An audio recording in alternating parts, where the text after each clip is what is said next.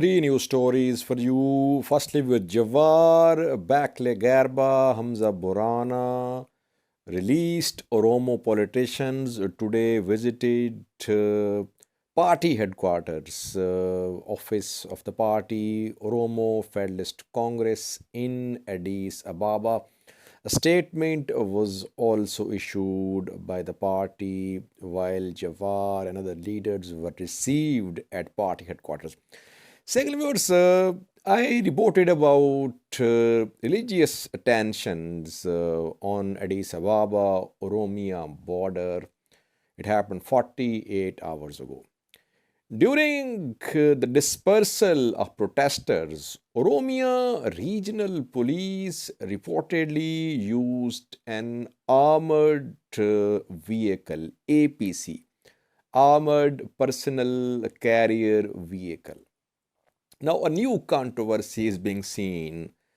People from Amhara region, they are objecting. They say, how did Oromia regional police acquire military level APCs? Who gave these APCs to Oromia police? Thirdly, viewers, Tigray Defense Force is recruiting more fighters. We have some video clips for you. A graduation ceremony of newly recruited fighters has been shown on some Tigray-backed news channels. First, viewers, from Addis Ababa, OFC, Oromo Federalist Party headquarters, a report for you. Jawar, Bekele Gudina, Hamza and other leaders today visited party headquarters. Professor Bekele Gudina, head of the party, was also there. The leaders were welcomed by party members, party officials. A statement was issued by the party today. The party says that it renews its call for the release of remaining members of Oromo Federalist Congress. Secondly, the party called for the release of OLF leaders too. We know that so far no OLF leader has been released. Dawood Ibsa and others, they have not been released. Dawood Ibsa is reportedly under house arrest. So OFC called for the release of OLF leaders too. And lastly, the party called for the release of all political prisoners. So today, we can say that released Oromo leaders have started their political activities. Party is meeting at the party headquarters. It means they have started their political activities. What is going to be the mode of these political activities in coming days? That remains to be seen. Will Oromo leaders try to mobilize their support base by launching some street campaigns? Will they mobilize their supporters on social media? Will they be part of national dialogue first, then they'll devise their next strategy? That remains to be seen. But so far, what we can say is that now officially released Oromo leaders have started their political activities.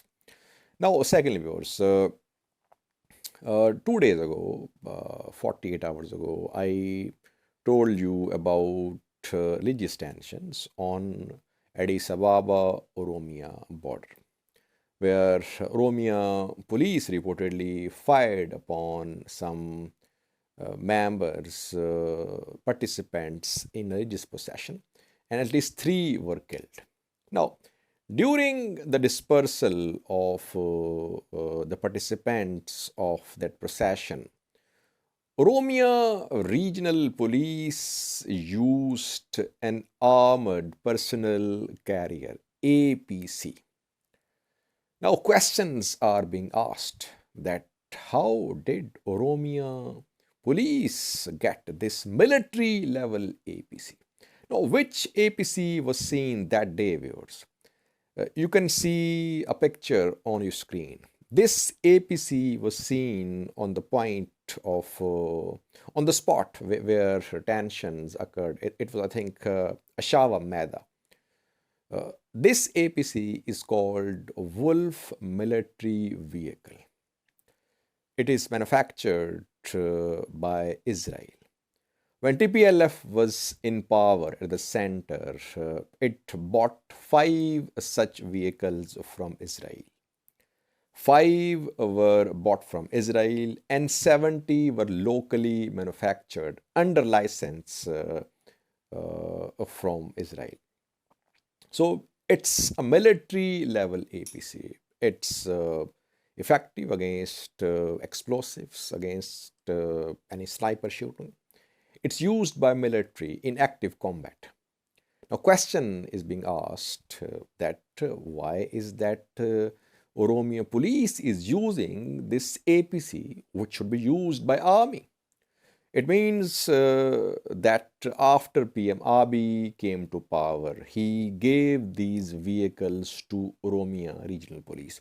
Now, police all over the world does have armored vehicles because they have to face some situations regarding protests, regarding shellings, law and order situations. So police does have armored vehicles, but this is military level armored vehicle. So some Amhara news sources are raising this question. They say that Ethiopian government of PM Abiy is arming Oromia regional police, and they're arming Oromia regional police with those types of weapons and equipment which should be used by army, by Ethiopian National Defense Force, not police force. Now, lastly, viewers, we have a video clip for you. Tigray Defense Force is recruiting more fighters. Tigray-backed news sources have been sharing some videos of newly recruited TDF fighters. I have a clip for you. Earlier, I shared with you pictures from Oromia where thousands are undergoing training at Bulbula Training Center. Then we shared videos with you from Humra, Volkait, and Amhara region, proper Amhara region, where Amhara forces, Amhara special forces are recruiting new fighters. All over Ethiopia, youth is being recruited in forces, in armed groups. Whenever I see videos or pictures of new recruits in Amhara, Afar, Oromia, or Tigray, it never makes me happy. It always makes me sad. I don't know why it happens. But whenever I see these parades, these ceremonies, graduation ceremonies, I always feel that Ethiopian asset is going down the drain. These recruits, of course, they've been brainwashed as well. When you prepare a fighter, when you train a fighter, you change their way of thinking as well. So they are being trained to fight Ethiopians. Ethiopians are fighting against Ethiopians. That is why it makes me sad. Watch the video showing newly recruited TDF soldiers. Thanks for watching.